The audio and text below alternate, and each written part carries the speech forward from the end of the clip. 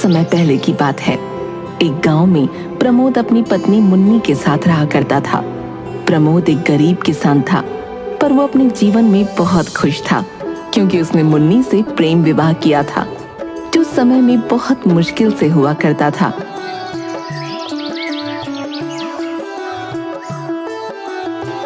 क्या कर रही हो मेरी जान? आपके लिए खाना बना रही हूँ। क्या बना रही हो? खिचड़ी, वो भी आपकी पसंदीदा उड़द की दाल की। ओहो, तुम कितना प्यार करती हो मुझसे। अरे जाओ जी, आपको तो बस हर चीज में प्यार दिखता है। प्यार है इसलिए दिखता है। अच्छा ठीक है, ये लो खिचड़ी बन गई है, खा लो। अपने हाथ से खिला दो। ओफो, क्या आप भी बिल्कुल बच्चों वाली हरकतें करते हो। अब बस पहला निवाला अपने हाथ से खिला दो, बाकी तो मैं खुद खा लूंगा। घबरा क्यों रही हो? प्रमोद और मुन्नी अपनी खुशियों में मग्न थे कि अचानक बाहर से जोर जोर से चिल्लाने की आवाजें आने लगीं। दोनों चौंक गए और जल्दी से दरवाजे की ओर भागे। दरवाजा खोलते ही उन्होंने देखा कि गांव के कुछ लोग एक आदमी की अर्थी लेकर जा रहे थे और साथ में एक औरत को जबरदस्ती घसीटते हुए ले जाया जा रहा था। प्रमोद को समझने में देर न लगी कि ये औरत को सती किया जाने वाला है। अरे ये क्या कर रहे हो? उसे छोड़ दो, ये अन्याय है, ये पाप है। प्रमोद, ये गांव का रिवाज है, तुम धर्म के खिलाफ जाने की जरूरत मत करो। धर्म? ये धर्म नहीं, पागलपन है। किसी की जान लेना धर्म नहीं हो सकता। धर्म की रक्षा के लिए ये जरूरी है। मैं तुम्हें ये नहीं करने दूंगा। छोड़ो उसे, वो किसी की माँ बहन है, वो इंसान है, तुम्हारी जागीर नहीं। प्रमोद, ज्यादा बोलोगे तो तुम्हें भी इस आग में झोंक देंगे। हाँ, चुप रहो और अपने काम से काम रखो, समझे?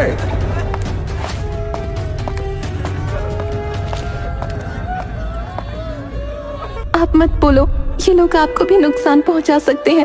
हमारी कोई नहीं सुनेगा। मुन्नी, मैं चुप नहीं रह सकता। ये हमारे समाज को बर्बाद कर रहे हैं।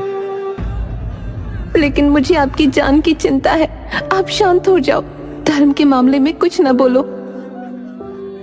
मुन्नी, अगर हम अभी नहीं बोले तो फिर कभी नहीं बोल पाएंगे। चुप रहो प्रमोद। जब औरतों के पति की मौत हो जाती है तो उनका यही अंजाम होता है। ये धर्म का हिस्सा है और हमें इसका पालन करना ही होगा।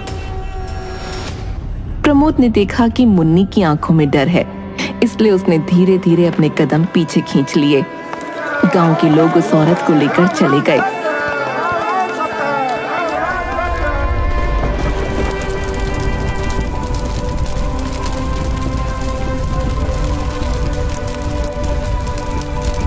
और प्रमोद ने मुन्नी से कहा, मुन्नी, अगर मेरे साथ कुछ हो जाए तो तुम कभी सती नहीं होगी। ये मेरी विनती नहीं, आदेश है। तुम्हें जीना है, अपनी जिंदगी को आगे बढ़ाना है। अरे शुभ शुभ बोलो, यूं मरने मराने की बात ना करो जी। मरे आपके दुश्मन, और वैसे भी मैं आपके बिना नहीं जी सकती। नहीं मुन्नी, तुम्हें जीना ही होगा, और ये तुम्हारे लिए नहीं, मेरे लिए करना होगा। मैं तुम्हें कभी ऐसी स्थिति में नहीं देख सकता। ये गांव वाले तो पागल हैं, और सबसे बड़ा पागल तो वो मुखिया है, धर्म के नाम पर अधर्म कर रहा है। मुन्नी चुप हो गई, लेकिन प्रमोद के शब्द उसके दिल में गूंजते रहे। कुछ ही दिन गुजरे थे कि एक भयानक दुर्घटना में प्रमोद की मौत हो गई। जब गांव के लोग प्रमोद की लाश को घर लेकर आए तो मुन्नी का दिल टूट गया। वो प्रमोद की देह से लिपटकर फूट फूट कर रोने लगी। आप मुझे छोड़कर कैसे जा सकते हो? आपने मुझसे वादा किया था कि हम हमेशा साथ रहेंगे। क्या समाज से लड़कर हमने प्रेम विवाह इस दिन के लिए किया था?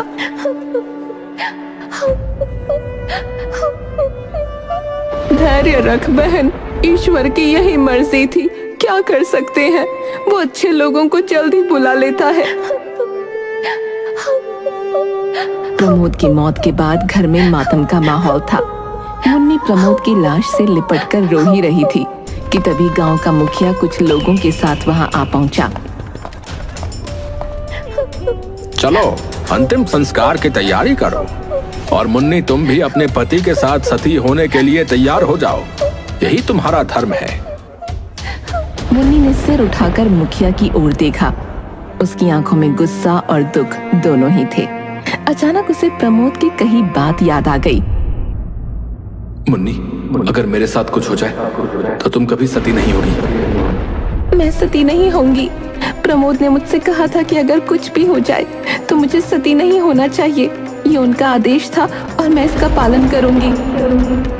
क्या क्या कह रही हो तुम? ये धर्म का अपमान है। तुम्हें सती होना ही होगा। मुझे बताइए, क्या ज्यादा जरूरी है, अपने पति के लिए सती होना या अपने पति के आदेश का पालन करना? प्रमोद ने मुझसे कहा था कि मैं सती न हूं और मैं उनके आदेश का पालन करूंगी। तुम अधर्मी हो। यह धर्म की मर्यादा का उल्लंघन है। तुम्हें सती होना ही पड़ेगा।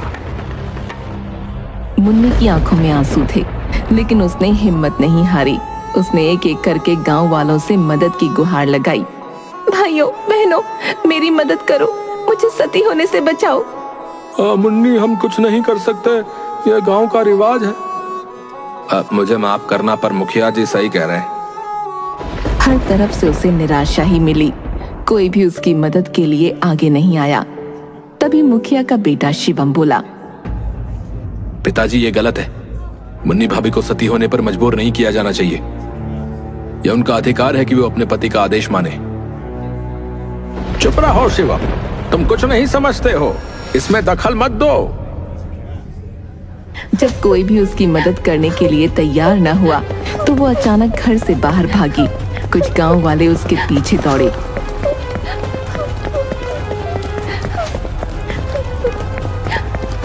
लेकिन मुन्नी तेजी से भागते हुए उनकी नजरों से ओझल हो गई। वो गांव के बाहर एक बलवान के घर पहुंची। वो आदमी प्रमोद की ही तरह सोच रखता था। दरवाजा खोलिए, दरवाजा खोलिए। अरे कौन हो तुम और इतनी घबराई हुई क्यों हो? भैया मेरी मदद करो, मेरा नाम मुन्नी है। मेरे पति प्रमोद की मौत हो गई है और गांव के लोग मुझे सती करने पर तुले हुए हैं। प्रमोद ने मुझे सती होने से मना किया था। मैंने बहुत कोशिश की, लेकिन कोई मेरी बात सुनने को तैयार नहीं है। बहन घबराओ मत, मैं तुम्हारी मदद करूंगा। यह अत्याचार अब और नहीं चलेगा। चलो, मैं मुखिया से बात करूंगा और तुम्हारे हक की लड़ाई लड़ूंगा। तुम आंसू पोंछ लो, अब तुम्हें कुछ नहीं होगा। आपका बहुत बहुत धन्यवाद। मुन्नी को एक उम्मीद की किरण नजर आई, क्योंकि उसे पता था कि अब उसे अकेले नहीं लड़ना पड़ेगा। मुन्नी और बलवान दोनों मुखिया के पास पहुंचे।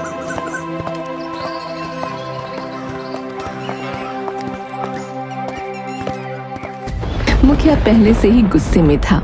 जैसे ही उसने मुन्नी को देखा, उसकी आंखों में और भी आक्रोश भर गया। मुन्नी, तू कैसी अधर्मी औरत है जो अपने पति की अर्थी को छोड़कर भाग गई।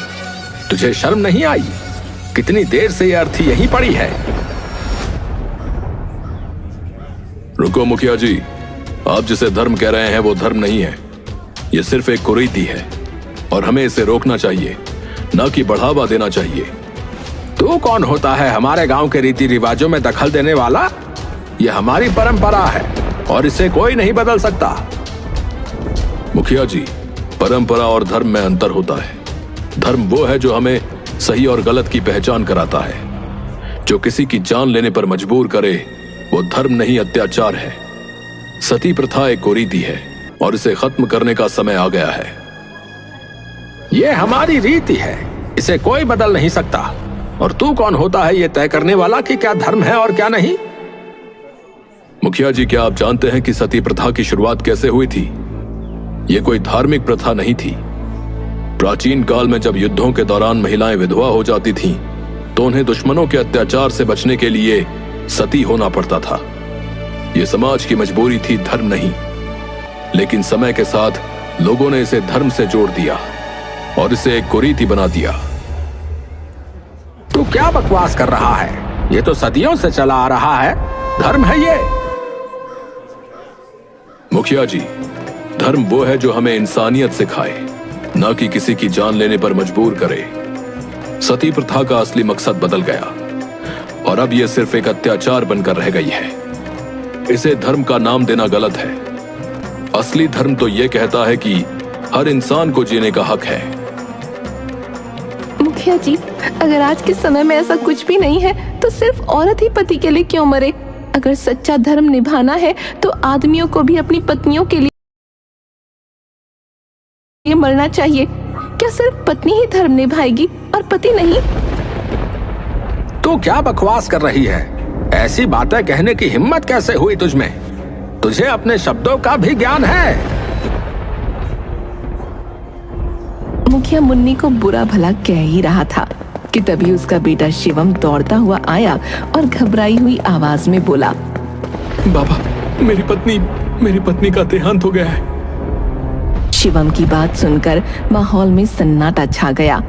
तभी मुन्नी ने मुखिया की ओर देखा और साहस के साथ बोली, मुखिया जी, अगर सती प्रथा ही धर्म है तो मैं सती होने को तैयार हूँ, लेकिन एक शर्त है, शिवम भी अपनी पत्नी के साथ मरेगा।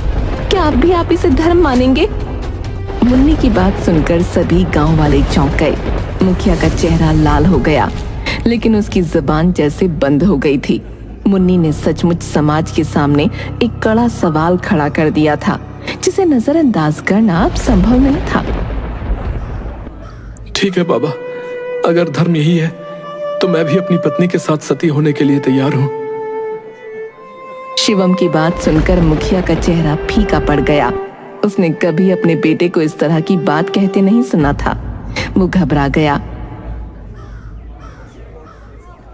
अब नहीं बेटा, तुम ऐसा नहीं कर सकते। तुम मेरी इकलौती संतान हो, मैं तुम्हें जिंदा जलते हुए नहीं देख सकता। बाबा, आप ही तो हमेशा कहते थे कि धर्म सबसे ऊपर है। अगर यही धर्म है तो मुझे भी इसका पालन करना चाहिए। चिताएं तैयार की गईं। गांव वाले हैरान होकर इस दृश्य को देख रहे थे, लेकिन जैसे ही शिवम चिता के पास पहुंचा, मुखिया का दिल टूट गया। वो फूट फूट कर रोने लगा और शिवम को रोकते हुए बोला, अब रुक जाओ शिवम, तुम लोग सही कह रहे हो। सती प्रथा गलत है, मुझे माफ कर दो। मैं अपने बच्चे को जिंदा जलते नहीं देख सकता। मुखिया के ये बोलते ही अचानक प्रमोद सामने आ गया, जो सबके लिए एक बड़ा झटका था। मैं मरा नहीं था, ये सब एक नाटक था, ताकि हम लोग सबको ये समझा सकें कि सती प्रथा कितनी गलत है। मुखिया और गांव वालों की आंखें खुली की खुली रह गईं।